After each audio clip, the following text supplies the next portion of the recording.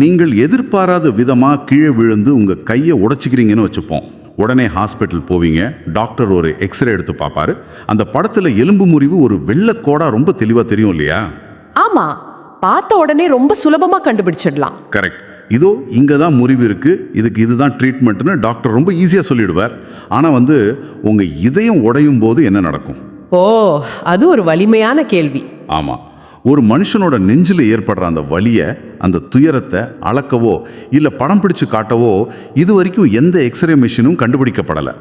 முறிந்த எலும்பை விட பல மடங்கு வலியை தரக்கூடிய ஆனால் கண்ணுக்கு தெரியாத அந்த ஆழமான காயத்தை நாம் எப்படி எதிர்கொள்வது? அது ஒரு மிகச்சிறந்த பாயிண்ட். அதாவது உடல் ரீதியான காயங்களுக்கு சிகிச்சை அளிக்க நம்ம கிட்ட தெளிவான மருத்துவ வரைபடங்கள் இருக்கு. ஆனா உணர்வு பூர்வமான காயங்களுக்கு, முக்கியமா ஒரு ஆழமான உறவு முறியும் போது ஏற்படுற மனக்காயத்துக்கு அப்படி எதுவுமே இல்லை. எந்த ஒரு தெளிவான மருத்துவ பரிசோதனையோ இல்ல எளிய வழிகாட்டியோ நம்ம கிட்ட இருக்கிறதே இல்லை தானே? கண்டிப்பா இல்லை. அந்த இரண்டு பகுதியில தான் மனிதர்கள் ரொம்ப அதிகமா தடுமாறுறாங்க. அந்த தடுமாற்றத்தை பத்தி தான் இன்னைக்கு நாம ரொம்ப ஆழமா பேச போறோம்.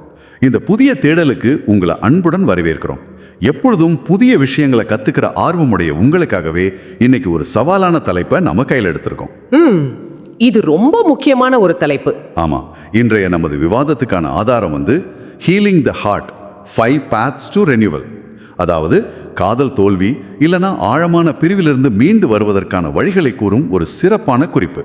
இந்த விவாதத்தோட முக்கிய நோக்கம் என்னன்னா, அந்த அதீத வலிய வெறும் காலத்தோட கைகள்ல விட்டுடாம அதை எப்படி உங்களோட தனிப்பட்ட வளர்ச்சிக்கான ஒரு சக்தி வாய்ந்த கருவியா மாற்றுவது அப்படிங்கறத புரிஞ்சுக்கிறது தான். கரெக்ட்.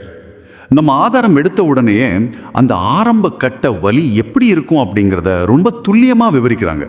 இரவுகளில் தூக்கமின்மை, பிடிச்ச உணவை கூட சாப்பிட பிடிக்காத நிலை, எதுலையுமே ஒரு ஈடுபாடு இல்லாத வெறுமை. பாத்தீங்கன்னா அது ஒரு கொடூரமான மனநிலை. நிஜமாவே. எல்லாத்துக்கும் மேல நேத்து ராத்திரி வரைக்கும் உங்ககிட்ட மணிக்கணக்கா பேசிக்கிட்டு இருந்த, உங்களோட ஒவ்வொரு சின்ன அசைவையும் தெரிஞ்சு வச்சிருந்த ஒரு நபர் இன்னைக்கு காலையில திடீர்னு முகம் தெரியாத அந்நியரா மாறிட்டாங்க. அந்த உணர்வு இதயம் சுக்கு நூறா உடைஞ்சது போல ஒரு வலியை கொடுக்கும். ஆமா, அந்த உடல் மற்றும் மனமாற்றங்கள் ஏன் இவ்வளவு தீவிரமா இருக்கு? இது வெறும் மனப்பிரமம் மட்டும்தானா? இல்ல, இது நிச்சயமா வெறும் மனப்பிரமை கிடையாது. இதுக்கு பின்னாணியில மிக தெளிவான உயிரியல், அதாவது பயாலஜிக்கல் காரணங்கள் இருக்கு. ஓ, உயிரியல் காரணங்களா? கொஞ்சம் விளக்கமா சொல்லுங்களேன். கண்டிப்பா. அதாவது நீங்க ஒருத்தரோட ஆழமான காதல்ல இல்ல உறவுல இருக்கும்போது உங்க மூளை டோபமைன் அப்புறம் ஆக்சிடோசின் அப்படிங்கிற மகிழ்ச்சி ஹார்மோன்களை தொடர்ந்து சுரந்துகிட்டே இருக்கும். அந்த ஹாப்பி ஹார்மோன்ஸ். கரெக்ட். ஆமா. ஆனா அந்த நபர் உங்களை விட்டு விலகும் போது இந்த ஹார்மோன்களோட உற்பத்தி திடீர்னு நின்னுடுது.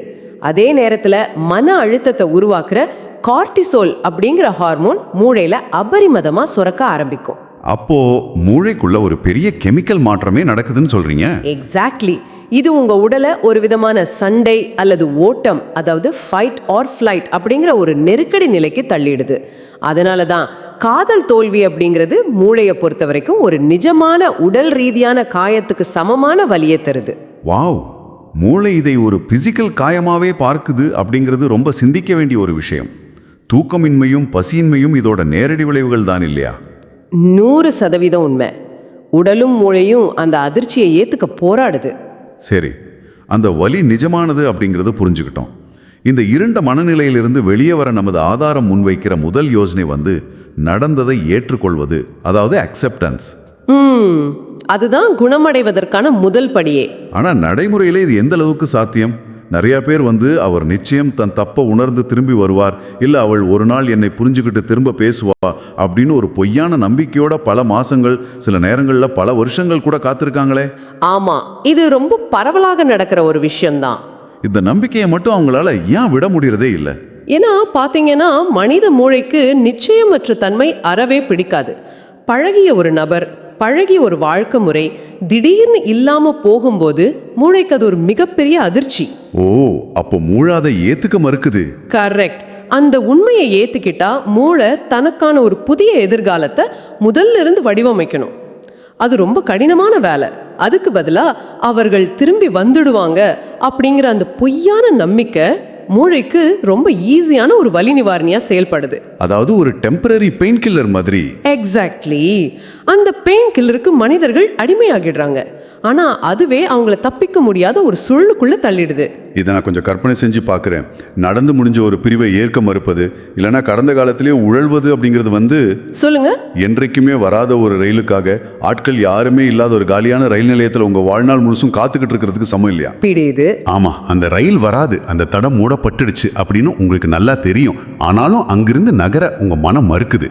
அந்த ரயில் நிலையத்துல நீங்க எவ்வளவு காலம் காத்திருந்தாலும் உங்க பயணம் தொடங்க போறதில்ல. அந்த பொய்யான நம்பிக்கையை உடைச்சு, ஆம் இந்த உறவு முடிஞ்சிடுச்சு அப்படிங்கிற நிதர்சனத்தை நீங்க மனப்பூர்வமா ஏற்கிற அந்த நொடில தான் அந்த வலி நிவாரணிய மூளை தூக்கி எரியுது. ஆமா, அப்பதான் வலியை முழுமையா உணரத் தொடங்குவீங்க. அந்த வலி கடினமானது தான், ஆனா அது நீங்க குணமடைவதற்கான முதல் அறிகுறி. நடந்ததை ஏத்துக்கும் போது மட்டும்தான் உங்க மனம் தனக்கான மாற்று வழியையோ இல்ல அமைதியையோ தேடத் தொடங்கும்னு நம்ம குறிப்பு ரொம்ப அழுத்தமா பதிவு செஞ்சிருக்கு. சரி, ஒரு வழியா அந்த நபர் அந்த ரயில் நிலையத்தை விட்டு வெளியே வந்துட்டாருன்னு வச்சுப்போம். நடந்த உண்மையை ஏத்துக்கிட்டாச்சு. ஆனா இங்கதான் ஒரு புதிய, அதை விட ஆபத்தான ஒரு உளவியல் சிக்கல் தொடங்குது. மனித மனம் தன்னைத்தானே ஒரு கூண்டுல அடைச்சிக்க தொடங்குறத சொல்றீங்களா? சரியா சொன்னீங்க. காதல் தோல்வி ஏற்பட்ட உடனே மனித மனம் கேட்கும் முதல் கேள்வி நான் போதுமானவள் இல்லையா? ஏனோட என்ன குறை இருக்கு? நான் அவ்வளோ சுலபமா தூக்கி எறியக்கூடியவனா? இப்படி தங்களை தாங்களே தொடர்ந்து காயப்படுத்திக்கிறாங்க. இது ஒரு செல்ஃப் பிளேம் ட்ராப், அதாவது தங்களை தாங்களே குறை சொல்லிக்கிற ஒரு பொறி. ஆமா, எல்லா பிரிவுகளுக்கும் காரணம் உங்க தப்பு மட்டுமா இருக்க வேண்டிய அவசியம் இல்லை. அப்புறம் உங்களை விட்டு சென்ற ஒருத்தரால உங்க வாழ்க்கையோட மொத்த மதிப்பும் குறைஞ்சிடாது அப்படின்னு நம்ம ஆதாரம் சொல்லுது. ஆனா இது கேட்கறதுக்கு ரொம்ப நல்லா இருக்கு, ஆனா நிஜத்துல கஷ்டம், அப்படிதானே? அதேதான். ஒருத்தர் நம்மளை வேண்டான்னு நிராகரிக்கும் போது நமக்குள்ள ஏதோ பெரிய குறை இருக்குன்னு நினைக்கிறது மனித இயல்பு தானே. அந்த எதிர்மறை எண்ண வலையிலேருந்து எப்படி தப்பிக்கிறது? இது ரொம்ப முக்கியமான கேள்வி. இந்த இடத்துல நாம நிராகரிப்பு, அதாவது ரிஜெக்ஷன் அப்படிங்கிறத எப்படி பார்க்குறோன்னு முழுமையா மாற்றணும். பரிணாம வளர்ச்சியோட அடிப்படையில பார்த்தீங்கன்னா, பழங்கால மனிதர்களோட வாழ்க்கையை சொல்றீங்களா? ஆமா, பழங்காலத்துல ஒரு மனிதன் கூட்டத்திலிருந்து நிராகரிக்கப்பட்டா அவன் தனித்து விடப்படுவான். அவனோட உயிர் வாழ்வதே கேள்வியாகிடும். அந்த பயம்தான் இன்னைக்கும் நிராகரிப்பு ஒரு மிகப்பெரிய ஆபத்தா பார்க்க நம்ம மூளைய பழக்கிருக்கு. ஓஹோ, இது எவல்யூஷன் சம்பந்தப்பட்ட ஒரு பயம். கண்டிப்பா. ஆனா நம்ம புரிஞ்சிக்க வேண்டிய நிதர்சனம் என்னன்னா, ஒருத்தர் உங்களை நிராகரிக்கிறார்னா உங்களோட மதிப்பு குறைஞ்சிடுச்சுன்னு அர்த்தம் கிடையாது. அது அவங்களோட பார்வையின் குறைபாடு, இல்லனா அவங்களோட தற்போதைய சூழ்நிலை சார்ந்த ஒரு முடிவு மட்டுமே. அதாவது ஒருத்தரோட தனிப்பட்ட முடிவை நம்முடைய அடையாளமா நாம எடுத்துக்க கூடாதுன்னு சொல்றீங்க? கட்டாயமா கூடாது. இதை இப்படி பாருங்களேன், ஒரு வைரத்தை எடுத்துட்டு போய் அதோட மதிப்பு தெரியாத ஒருத்தர்கிட்ட காட்டுறீங்க. அவர் அதை வெறும் மின்னும் கல் அப்படின்னு சொல்லி தூக்கி எறியலாம். அவருக்கு அதோட அருமை தெரியல. ஆமா, அவர் அப்படி சொல்றதால அந்த வைரத்தோட மதிப்பு குறைஞ்சிருமா என்ன? கிடையாது. அது போல தான் உங்களோட சுய மதிப்பும். மற்றவங்களோட முடிவுகளை வச்சும் அவங்களோட தற்காலிக உணர்ச்சிகளை கொண்டும் ஒருபோதும் உங்களோட சுய மதிப்பை அளவிடக்கூடாது. இந்த வைரோட ஒப்பீடு எனக்கு ரொம்ப பிடிச்சிருக்கு. அந்த நபர் விலகி சென்றது அவங்களோட விருப்பம், அது உங்களோட குறைபாட்டை குறிக்கும் சான்றிதழ் கிடையாது அப்படிங்கிறது மூளைக்கு நம்ம கற்றுக் கொடுக்கணும். ஒருத்தரோட பார்வை குறைபாட்டுக்காக நம்மள நாமே குறை சொல்லிக்கிறது எவ்வளோ பெரிய முட்டாள்தனம்னு இப்போ நல்லா புரியுது. சரி, இந்த கடினமான கட்டத்தையும் ஒருத்தர் தாண்டிட்டாருன்னு வச்சுப்போம். ஓகே, உண்மையை ஏத்துக்கிட்டாரு, தன்னைத்தானே குறை சொல்றதையும் நிறுத்திட்டார். ஆமா, ஆனா இப்போ அவர்கிட்ட எக்கச்சக்கமான நேரமும் சிந்தனையும் மிச்சம் இருக்கும்ல. முன்னாடி அந்த நபருக்காக செலவிட்ட நேரம், மணிக்கணக்கான ஃபோன் பேச்சுகள் எல்லாம் இப்போ மிகப்பெரிய வெற்றிடமா மாறி இருக்கும். அந்த அமைதி ரொம்பவும் பயங்கரமானது இல்லையா? சந்தேகமே இல்லாம அந்த வெற்றிடத்தை ஒரு நபர் எப்படி நிரப்புகிறார் அப்படிங்கிறது தான் அவரோட அடுத்த கட்ட வாழ்க்கையை தீர்மானிக்குது. சொல்லப்போனா அவரோட ஒட்டுமொத்த குணமடையும் பயணத்தையே அதுதான் முடிவு பண்ணுது. நம்ம குறிப்பு இந்த இடத்துல தான் மிகச்சிறந்த ஒரு ஐடியாவை முன்வைக்குது. உங்க வாழ்க்கையில கவனம் செலுத்துங்க, அப்புறம் புதிய பழக்கங்களை உருவாக்குங்க. ஆமா, அந்த 3வது மற்றும் 4வது வழிகள். நீங்க விட்டுட்ட கனவுகள், அந்த நபருக்காக நீங்க சமரசம் செய்துகிட்ட உங்க இலக்குகள் எல்லாத்தையும் இப்போ மீண்டும் தேடி எடுங்க. உடற்பயிற்சி செய்யறது, புதிய புத்தகங்கள் படிக்கிறது, தியானம் செய்யறதுன்னு உங்க முழு நேரத்தையும் உங்களோட வளர்ச்சிக்காக செலவிடுங்கன்னு குறிப்பு சொல்லுது. ரொம்ப பிராக்டிக்கலான அட்வைஸ் இது. ஆனா எனக்கு இதுல ஒரு சின்ன முரண்பாடு தோணுது. அதிகாலை 2 மணிக்கு பிரிவோட வழியில அழுதுகிட்டு இருக்கிற ஒருத்தர்கிட்ட போய் நீ நாளைக்கு ஜிம்முக்கு போ, ஒரு நல்ல புக் படின்னு சொல்றது கொஞ்சம் யதார்த்தத்துக்கு அப்பாற்பட்டதா தெரியலையா? இது நிறைய பேருக்கு வரக்கூடிய சந்தேகம்தான்.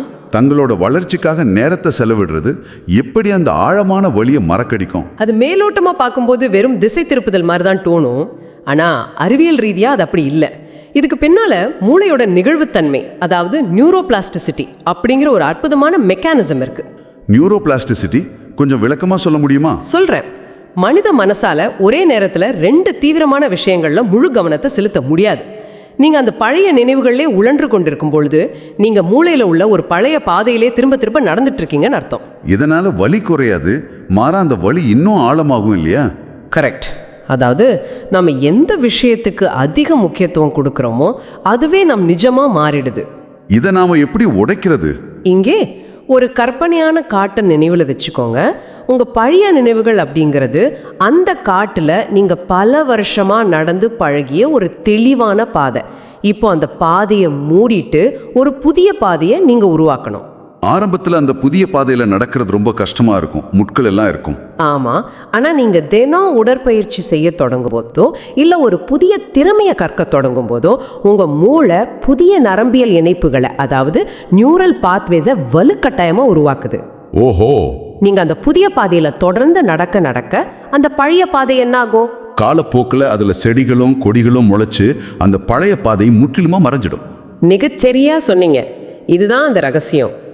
நீங்க ஒரு புதிய மொழியை கத்துக்கவோ இல்லை உங்க உடலை வலிமையாக்கவோ உங்க சக்தியை செலவிடும்போது உங்க மூளை அதோட ஒட்டுமொத்த ரத்த ஓட்டத்தையும் ஆற்றலையும் அந்த புதிய சவாலை நோக்கி திருப்புது. அப்போ பழைய நினைவுகளுக்கு போற எனர்ஜி கட் ஆயிடுது. எக்ஸாக்ட்லி. இதனால உங்க வலியை உற்பத்தி செய்துகிட்டு இருந்த அந்த பழைய நரம்பியல் பாதைகளுக்கு ஆற்றல் செல்வது குறைஞ்சு அவை இயற்கையாகவே சுருங்க தொடங்குது. நீங்க வளர வளர நீங்க புதிய மனிதரா உருமாற அந்த பழைய வழிகள் இயற்கையாகவே உதிர்ந்துடுது.